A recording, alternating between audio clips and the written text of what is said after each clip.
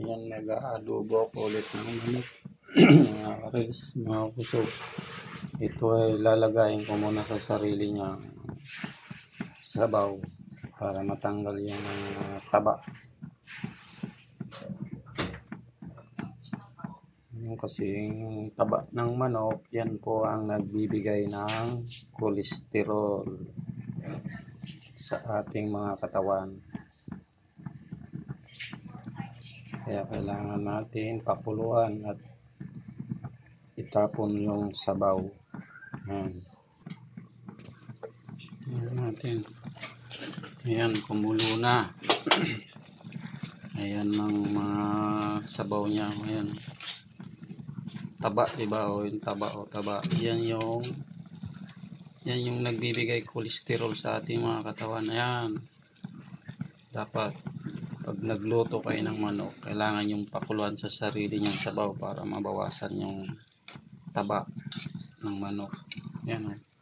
Yan yung nagbibigay ng rayuma sa mga katawan natin. Yan o. Yan. Taba ng manok. Tapos gigisahin natin bago adubuhin. Yan. Tanggalin na natin mga karils yung laman, tapos itapon natin yung sabaw. Yan.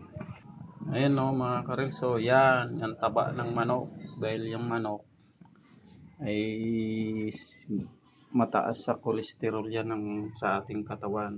Yan o, yan, tatapon natin yan. Yan. Mag-gisa na tayo ng bawang.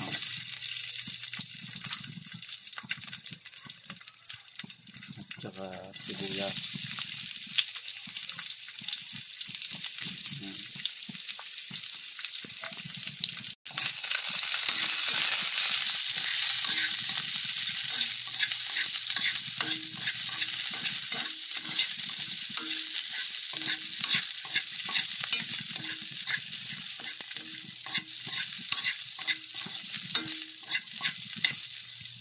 Saan natin ilagay ang manok. Ayan.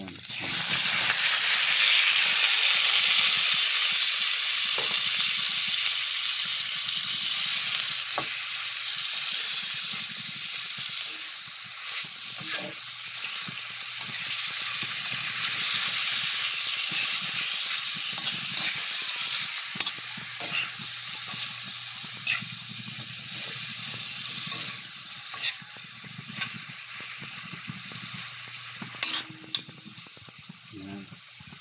Isahan natin yung manok.